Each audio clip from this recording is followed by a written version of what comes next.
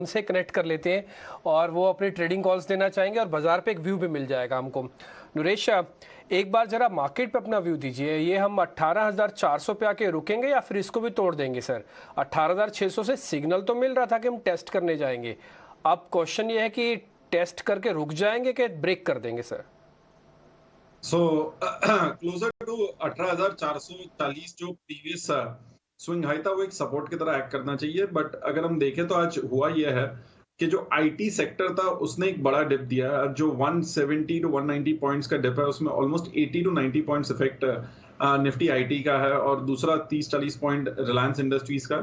तो वो हिसाब से अगर मैं देखूं तो थोड़ा मैं शिफ्ट करूंगा कि 18,300 से 440 के बैंड में एक बाइंग जोन है। बैंक निफ्टी ने अभी भी ब्रेकआउट के ऊपर है 43,300 500 के ऊपर।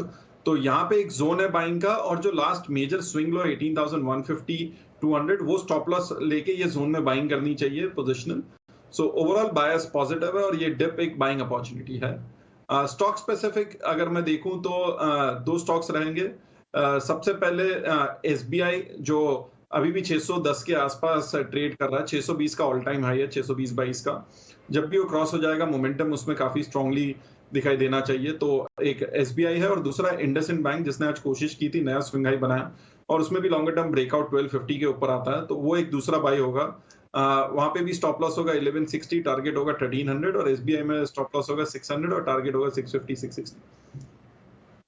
ओके, ठीक है। ये बातें हो गई आपके कुछ बड़े बैंकिंग स्टॉक्स के जहां पे चलने के बाद एग्जॉशन दिख रहा है और बाजार नीचे आता हुआ नजर आ रहा है। रिलायंस से जरा बात करना चाहूंगा मैं खुश से। रिलायंस एक बार को 2350 वाला करीब 2730 के बाद अभी वापस 2600 पे आ गया है करेक्ट होके और बाजार को भी नीचे लेके आ रहा है। क्या इस समय एंटर करना शुरू कर दें या एक बार 2500 तक जाएगा?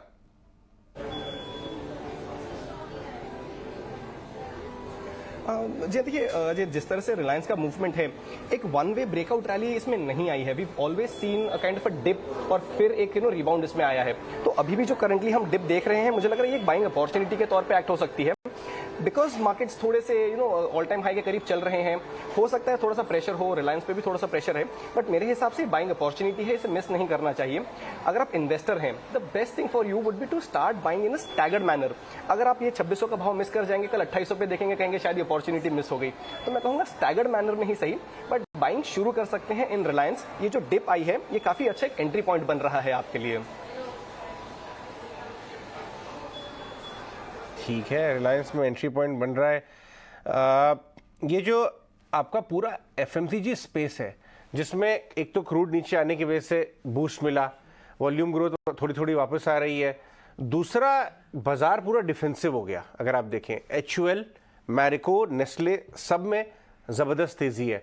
इन तीनों में अगर मुझे एक व्यू लेना हो तो कुछ तीनों में से बेटर कौन सा लग रहा है इस समय? तीनों चले नहीं है, पिटे हुए हैं, अभी हाल ही में थोड़ा थोड़ा राउंडिंग ऑफ बॉटम बना के उठना शुरू हुए हैं। किसमें लूं मैं बेट लॉन्ग ट्रेड?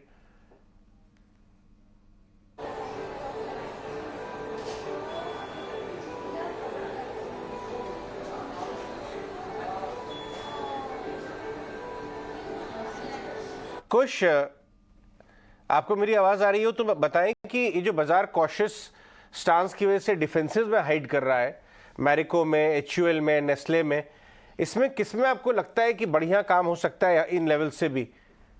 जी हाँ, जी इनफैक्ट अगर हाँ आप मुझसे पूछें कि अगर हमें इस मार्केट में कोई और सेक्टर लेना हो अदर देन बैंकिंग, तो मेरा रुझान एफएमसीजी की तरफ रहेगा।